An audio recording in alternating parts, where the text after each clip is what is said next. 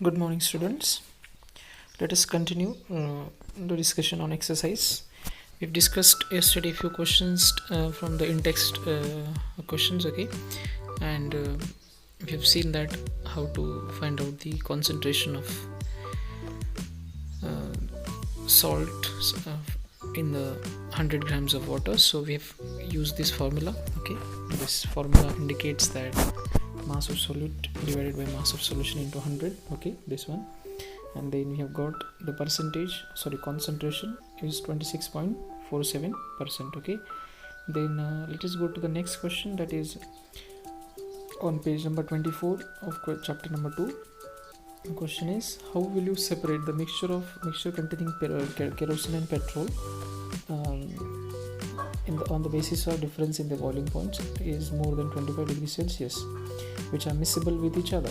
Then answer is, the mixture of kerosene and petrol which is miscible with each other can be separated by distillation method. Simple distillation method can be used. Now we can see that how to do that.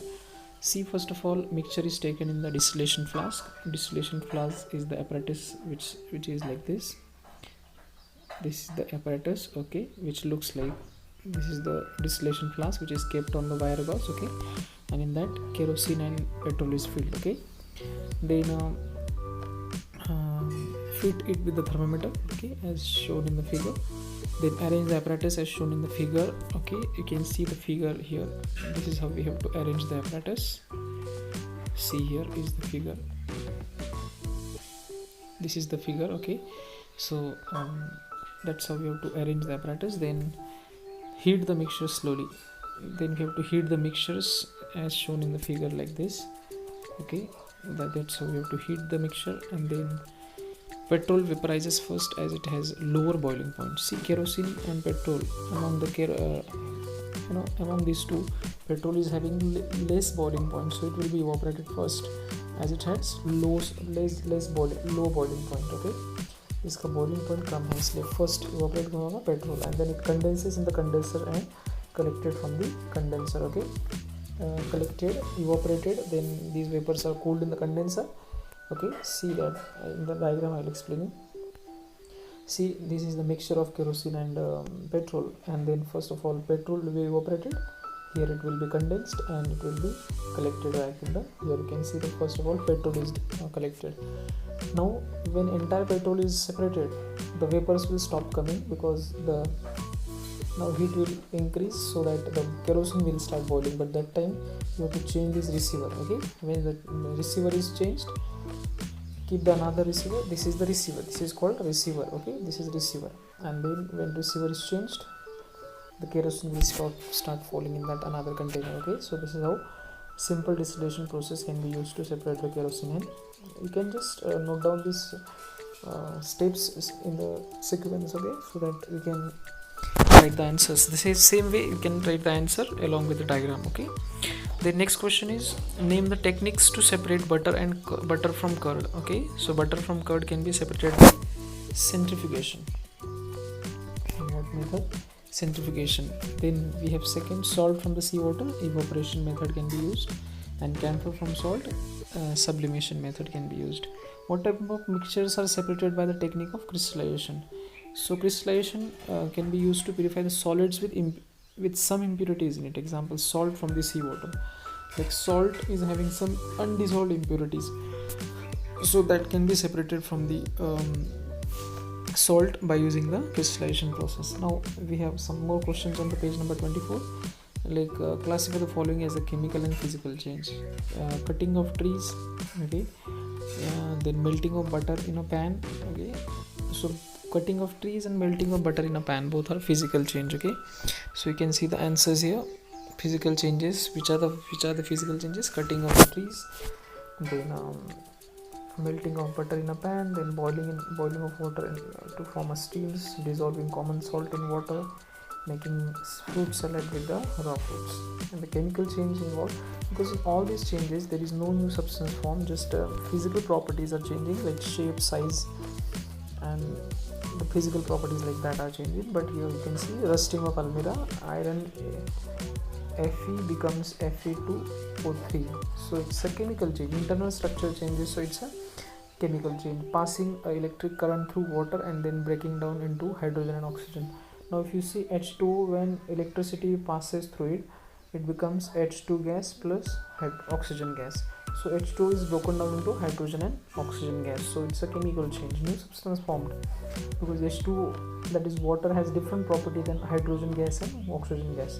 Water are entirely different. It stops burning, but hydrogen gas itself burns and oxygen supports the burning. So property changes, and that's why new substance formed. Burning of paper and wood, okay, it's a chemical change because after burning it is converted into carbon, so it's a chemical change. Okay, next question. Try segregating the things around you as a pure substance, as a mixture. Okay, now see, pure substances are like water is pure substance, bread, sugar, gold. Okay, they are the pure substance because they have, like, water is having only H2, bread is having glucose, like starch, C6H12O6. okay, so this is C6H12O6, this is present in the bread. Okay, so this, iske alawa you will not find anything in the bread. Okay, sugar, again the same thing, C6H12O6. okay, this is N, but this is only one molecule. Then gold, Au, all the particles of A only. So these are the pure substance which are not a mixtures. Now you will say C6H12O6 carbon, hydrogen and oxygen ka mixture hai, but this is one molecule, and such n number of molecules will be present in the bread. So other than this is one molecule, this is one molecule, so same many molecules are there. So iski alawa there is nothing in that bread, so it's a pure substance. Mixtures, you can see steel is an alloy of metals. Okay, like carbon and iron, it's a mixture of that. Okay, plastic, it's again a mixture of many things. Paper, it's wood and some chemicals. Okay, then talc, it's also a mixture. Milk is also a mixture of different vitamins and minerals. Air is also a mixture of different gases. Okay, so you can see that the pure substances and mixtures. Then question on page number next page, like that is from exercise. First is, which separation techniques will you use? Will you apply for separation of the following? Okay, sodium chloride from the solution in water. So I think evaporation is the proper technique for this. Which evaporation? Iske liye evaporation. Okay, because the same method is used to make the salt in the ocean. Then second is ammonium chloride from the mixture containing sodium chloride. Now see, ammonium chloride is the sublimating substance. It undergoes sublimate, मतलब ammonium chloride अगर gas है तो directly solid हो जाएगा. So this change is called as sublimation. You see, so it's a. Then we have small pieces of metal in the engine. Okay, engine oil of the car. We can use the filtration technique for this. Then different pigments, for this we can use the filtration. Okay, filtration you can use different pigments from an extract of the flower petals. Okay, for this we can use the chromatography. See, pigments, that is different colors from the dye, we can separate by using the chromatography. Then butter from curd, we can use the centrifugation. Okay, you can see butter from curd is the E. Okay, centrifugation technique can be used for this. Then tea leaves, oil from the water, we can use the separating funnel. Okay, oil from the water, we can use the separating funnel. Separating funnel. Okay, so separating funnel can be used to separate the immiscible liquids having different density from each other. Okay, tea leaves from tea, you can use the filtration. Iron pins from sand. Iron is magnetic, sand is non-magnetic, so magnetic separation can be used for that. Wheat grains from the husk, you see that winnowing process is there for this. Fine mud particles suspended in water, for this we have decantation and filtration. So these are the simple methods, techniques can be used to separate the components of the mixture. Then write the steps you would use for making tea.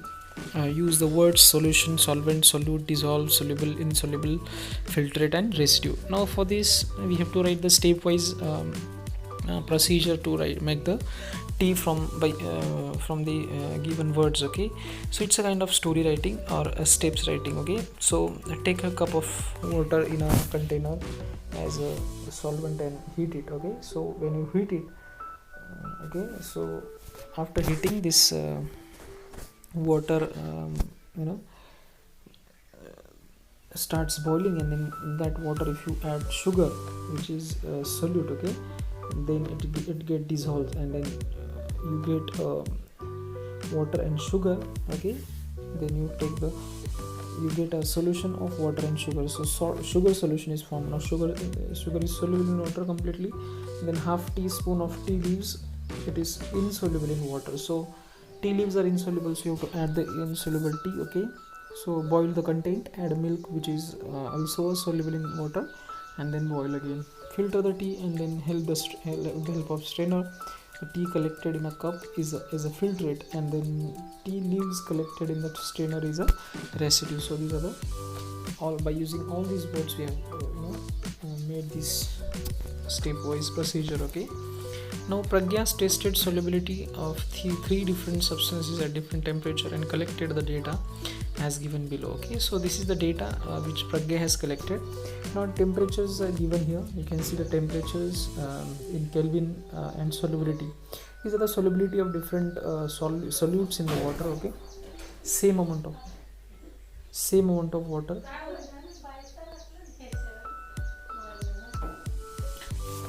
Potassium nitrate is 21 grams. 21 gram at 283 Kelvin. Okay, then 293, it is 32 grams at 330 Kelvin. 62 gram 333 Kelvin, 106 grams. Then 353 Kelvin, 167 grams can be dissolved in the given quantity of water. Then sodium chloride 36, 37.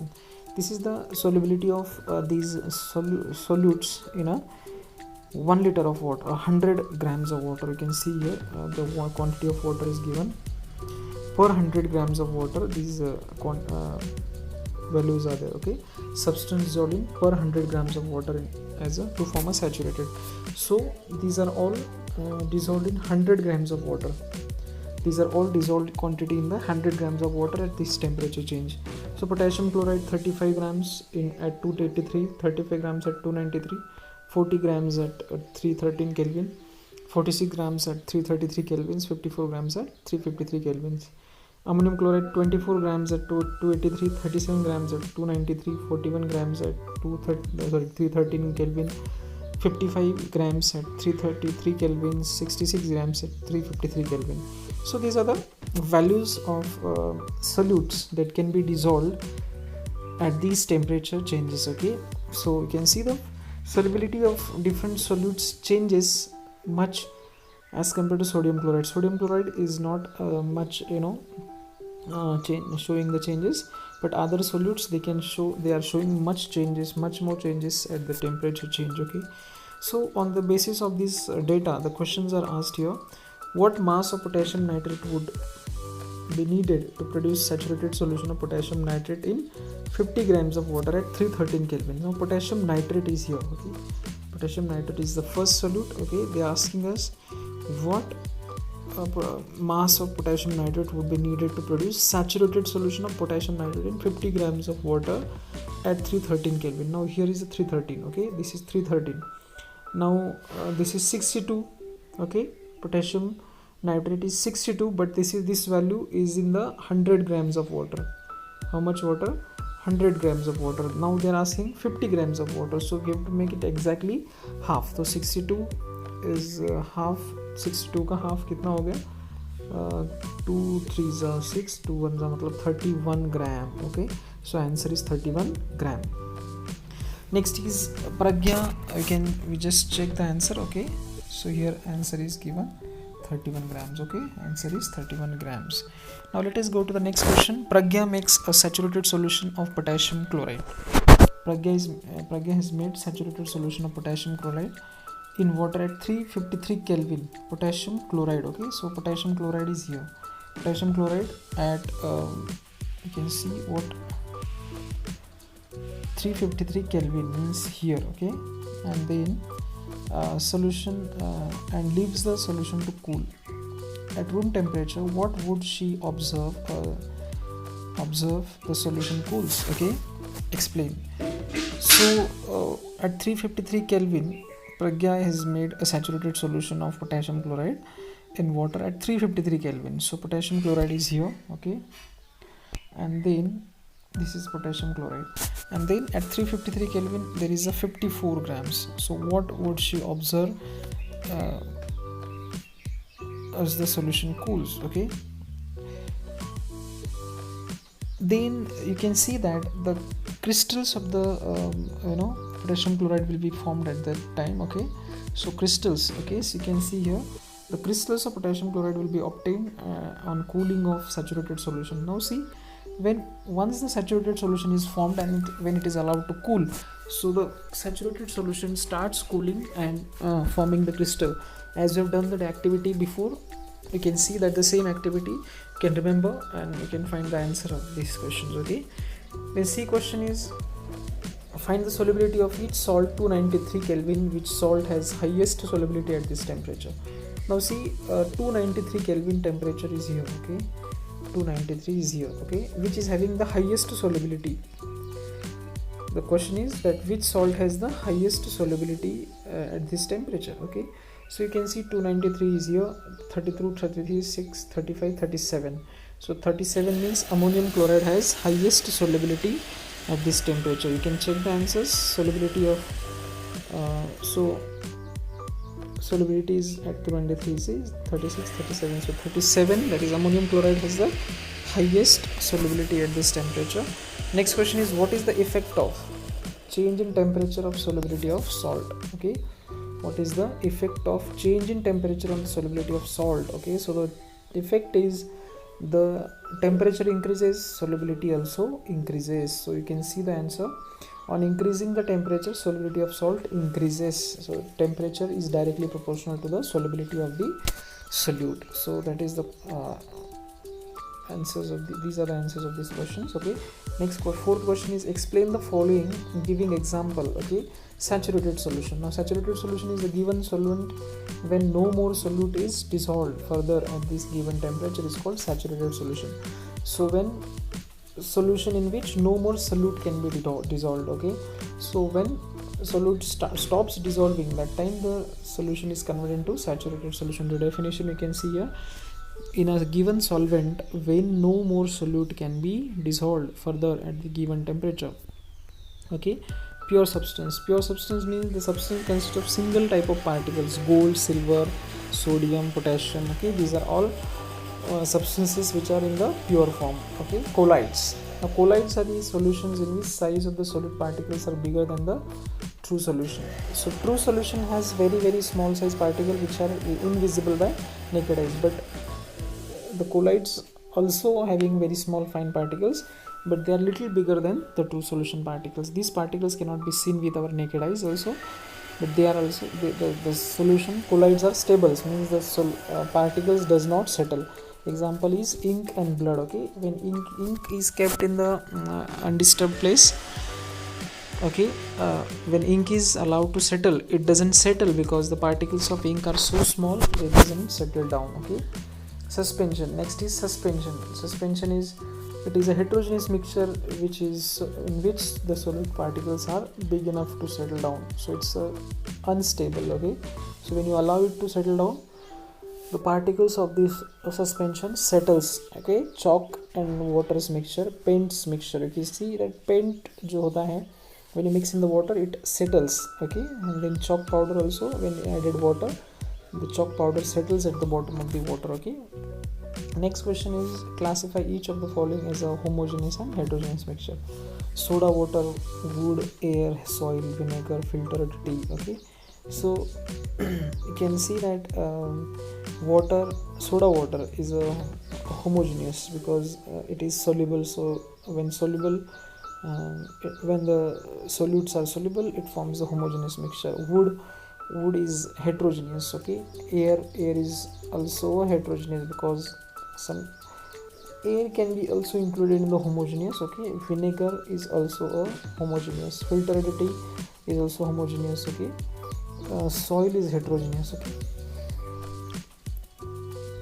now let us move to the next question. Question number 6. How would you confirm that the colorless liquid given to you is a pure water? Okay, by finding the answer is by finding the boiling point of a given colorless liquid. Okay, now see, any pure substance, if you take its physical properties remain same. Physical properties such as boiling and melting points, they never changes. If you take impure gold, okay, and pure gold, so impure gold will have more melting point than the pure gold.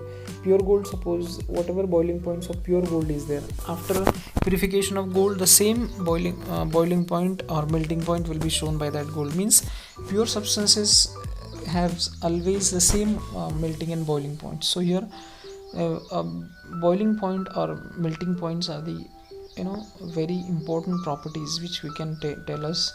So by finding the boiling points of given colorless liquid, if it boils at 100 degrees Celsius, because it will never change at the given atmospheric pressure, then the water is pure. Okay, the given liquid is water. Okay, have fixed melting and boiling points. So these properties never change. So by using this property, we can say that whether the given solution is pure or impure. Okay, which of the following materials fall in the category of pure substance? Ice, milk, and iron. So iron is pure. Okay, ice is also pure. Okay, hydrochloric acid is also pure, mercury is also pure. Okay, so you can see your pure substances are given. Pure substances are ice, iron, hydrochloric acid, calcium oxide, mercury, and remaining milk is not a pure substance. Okay, so because milk is having a wood is also not a pure substance. Okay, so they are the mixtures because it has many substances in it. Okay, in the different proportion. Identify the solutions among the following mixtures. Okay, identify the solutions among the following mixtures. Soil is not the soil. Seawater, air, coal, and soda water. So seawater and soda water, and seawater, soda water, and air. Okay, these are the solutions. Seawater, yes, it's saline, so they having salt in it, so it's a solution. Soda water, yes, it is a solution. Air is also a solution. Okay, then next is which of the following will show Tyndall effect? Salt solution, milk, copper sulfate solution, and star solution. Milk and star solution will show the Tyndall effect. Okay, because they are the one is colloid and one is suspension. Okay, so this is why. So you can categorize them into these types, and you can identify whether they can show the Tyndall effects or not. Tyndall effect matlab light can be scattered. Okay, classify the following into elements, compounds, and mixtures. Sodium is element. Okay, sodium is element. Soil is a mixture. Okay, sugar solution is also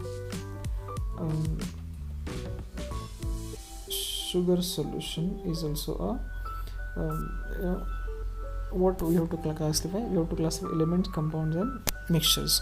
So sugar solution is also a mixture. Okay, then silver is element. Here we have a silver also. So you can see silver is element. Silver is element. Coal is also coal is mixture actually. Air is also a mixture. Soap is a compound. Okay, methane is a compound. Carbon dioxide is compound. Blood is a mixture. Okay, so you can see these are answers. Okay, first column, these are the all elements. Silver, sodium, silver, tin, and silicon, these are mixtures. Then these are the compounds. Okay, calcium carbonate, methane, carbon dioxide, soap, these are the compounds. And sugar solution, soil, coal, and blood are the mixtures. Okay, these are the. Then which of the following are chemical changes?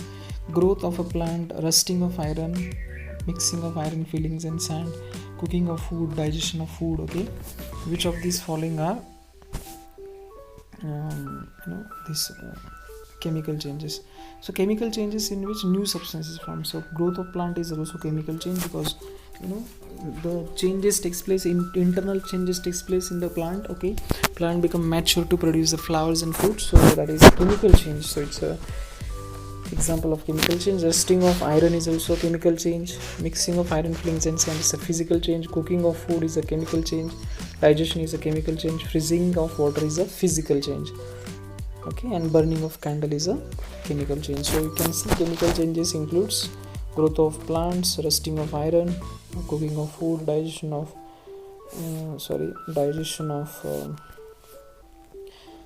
food is also chemical change. Burning of candle is also physical change. Okay, so that was the last question of exercise. Okay, we'll stop here now. Just write this exercise in your notebook and complete the exercise. So we will be ready to solve the different worksheets based on this chapter. Okay, that's all for today.